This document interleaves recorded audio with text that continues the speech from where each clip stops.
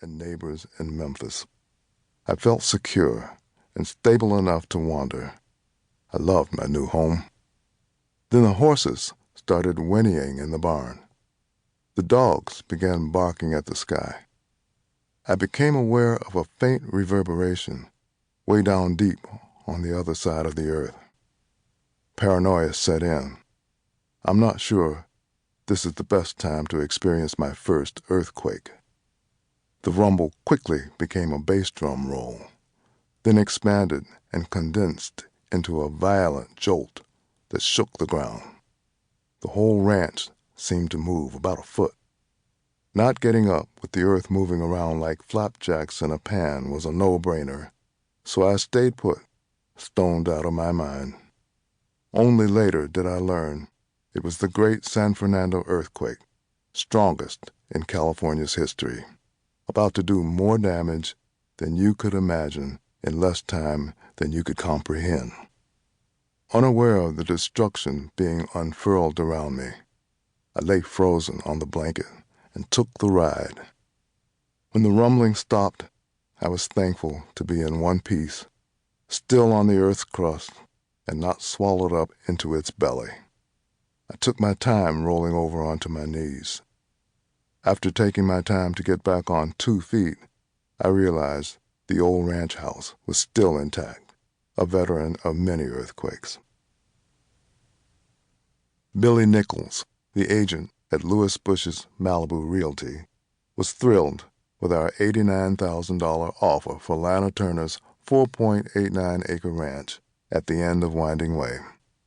With $40,000 down, there was no bank involved, and Lana carried the $49,000 balance herself.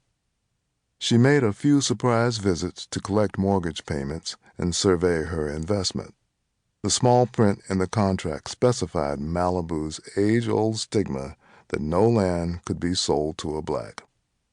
The deed transferred to me anyway, and I stayed in shape by loading my own hay bales at the Malibu feed bin, using baling pins, and heaving the big bales off the dock onto the bed of my '71 F-150.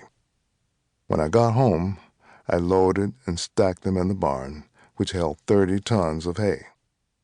My wardrobe shifted from the fancy clothes I wore with the MGs in Memphis to blue jeans, plaid shirts, cowboy hats, and beige fry boots that went up to my knees. Everyone who had a ranch was wearing fries. They offered some level of protection from the rattlers that haunted Malibu's trails with such abundance. Skeeter was not spooked by the snakes and would just speed up when he saw one of the fat females spread out over the road. Not that I was lucky enough to be on the horse for every encounter. There were many times when I was in the brush and a rattler may have been close, so the boots became part of my daily attire. Though I rode Skeeter Western, he was a good jumper, since some of the young girls who used him did it English style. I had a deal with my neighbor, Egon Mertz, an old German who trained Hollywood starlets to ride, that he could borrow my horses in return for riding and tack lessons.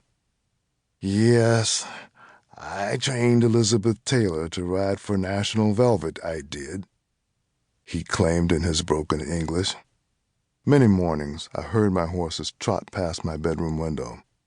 They left the ranch early because Egon had sent a pair of young girls to fetch a quarter horse or my Shetland pony. I never minded. The exercise was good for the horses, and Egon always walked and brushed them afterward, not to mention cleaning and replacing all the tack by nightfall. One day, Egon's daughter, Gina, led us to a trail that sidled past homes in Ramirez Canyon before proceeding under the Pacific Coast Highway into a dark, narrow tunnel that gave access to Malibu Beach. When our horses caught eye of that smooth sand, they couldn't hold back. No pulling on the reins. We let them go, bending our knees, pressing our heels into the stirrups, and hanging on for dear life. Just like in the movies, trots became gallops, and gallops turned into flying leaps with front hooves meeting back hooves. Skeeter bared his teeth, opened